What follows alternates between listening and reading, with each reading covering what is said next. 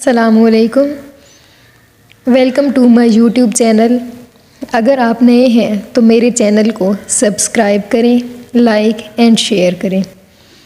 آج جس موضوع پر میں بات کرنے والی ہوں وہ ہے وادی کوکاف، ایک ایسی وادی جو جنوں، پریوں، بھوتوں اور عجیب مخلوق کے بارے میں جانی جاتی ہے۔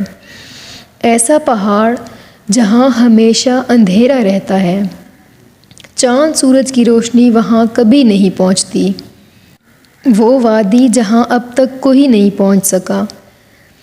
یہ وادی جنوں کا دیس ہے یا کوئی پراسرار راستہ۔ کوہ کاف کا نام سامنے آتے ہی کوئی گمشدہ عربی کہانیاں ذہن میں آتی ہیں، ایسی کہانیاں جو بادشاہوں کی شہزادیوں سے شروع ہو کر جنوں اور پریوں کے زیر اثر ختم ہوتی ہے۔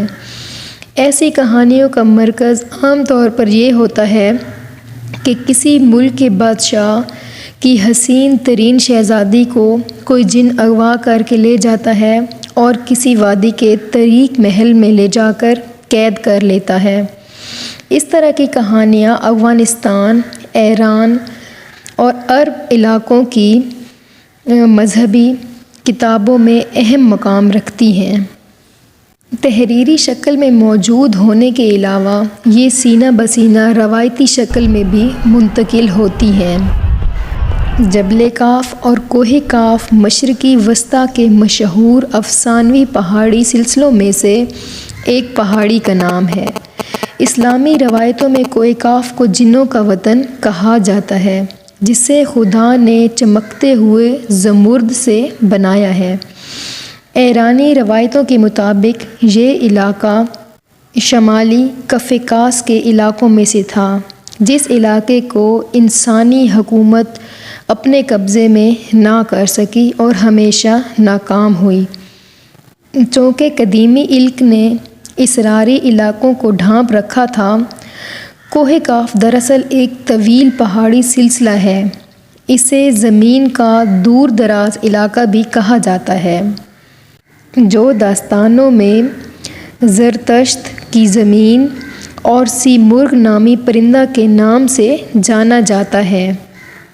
کہتے ہیں کہ کوہ کاف سبز زمرد پر مشتمل ہے، جس کے عکس نے آسمان کو سبز رنگ عطا کیا ہے۔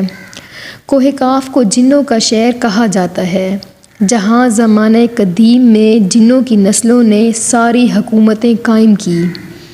امام تنیمی لکھتے ہیں کہ کوہ کاف کئی علاقوں میں منقسم ہے، جس میں 70 زمینیں چاندی کی ہیں اور 70 زمینیں سونے کی ہیں اور 70 مشک کی۔ عربی کتابوں کے مطابق کاف اس سلسلوں میں سے سب سے اونچا تھا، جو زمین کو سہارا دینے کے لیے اللہ تعالیٰ نے پیدا کیا، اور اس زمین میں جتنے بھی پہاڑی سلسلے ہیں، تمام سلسلوں کی شاخیں کوہ کاف سے جا ملتی ہیں۔ اس طرح کوہ کاف زمین کا سب سے بڑا پہاڑ ہے اور تمام پہاڑی سلسلوں کا مرکز ہے۔